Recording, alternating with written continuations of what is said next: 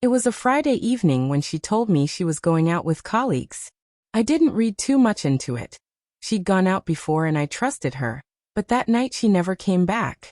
I stayed up until the first light, listening for the familiar click of her key in the lock. It never came.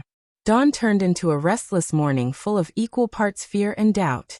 I called her number again and again, but every attempt went straight to silence. I tried to convince myself she'd simply had too much to drink and was crashing at a friend's place. Still, a knot in my stomach said otherwise. At about 10 the next morning, a terse message arrived. "Don't worry, I stayed with a friend." No apology, no warm explanation. Only a message that felt like a verdict. That coldness confirmed the suspicion I'd been pushing down. I decided I wouldn't lash out right then. Instead, I watched. Over the following days, her actions painted the picture I feared. She was glued to her phone, lighting up at messages she refused to show me, and taking strange detours when she ran errands. The casualness she wore around me felt like an insult.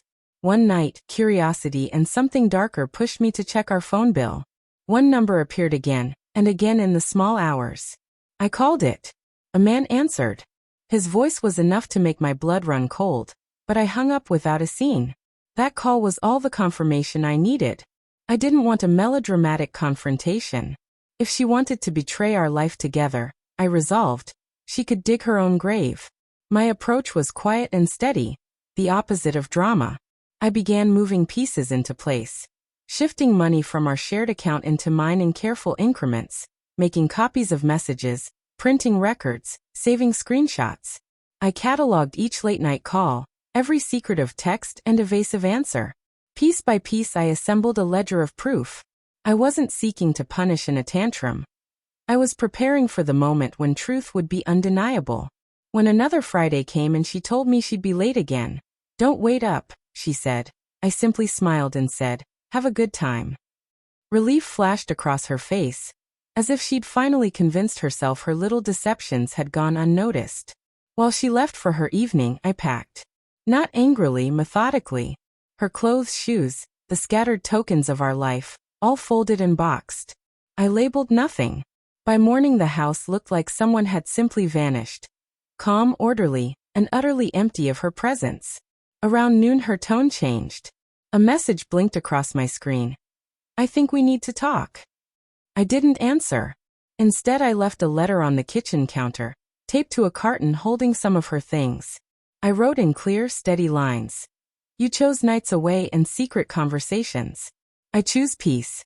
The joint account is closed. The locks have been changed. The lawyer will be in touch Monday. Enjoy whatever comes next. You earned it." I left the house and watched from inside the blinds as she returned. When she came back, she found the door unopenable.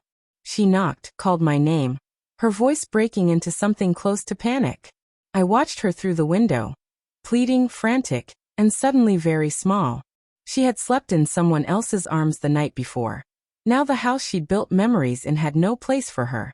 Her family rang me later, their voices a confusing mix of hurt and accusation. I sent them what I had. Call logs, printed conversations, copies of messages. The questions stopped. The denials faded. When every defense dissolved under the weight of recorded proof, even their outrage evaporated. It wasn't simple to let go of years of routine and shared plans. But the burden of deceit lifted the moment I closed the door on the life that had become a lie. She had gambled with our vows and lost, not because I wanted to make her suffer, but because I refused to be erased by her choices. I didn't take pleasure in shattering what we had. My satisfaction came from reclaiming my dignity and control. Watching her stand outside with boxes, voice raw, begging for an opening I would not give, I realized the hot anger I had felt for days had cooled into something else. I didn't feel triumphant cruelty or triumphant rage. I felt free. Revenge, for me, was never about spectacle. It was quiet, deliberate, and final. It was taking back what was mine. Peace, stability, the quiet certainty that I would not be humiliated into staying. As she made calls and composed apologies that arrived too late, I understood the strange, heavy relief that follows a decisive ending. When the door stayed closed and the house remained still, I felt the weight lift. She had chosen a path that left no room for us. and I had chosen to walk away from it with my head held high. In the emptiness she left behind, I found myself again. That, more than anything else, was the sweetest victory.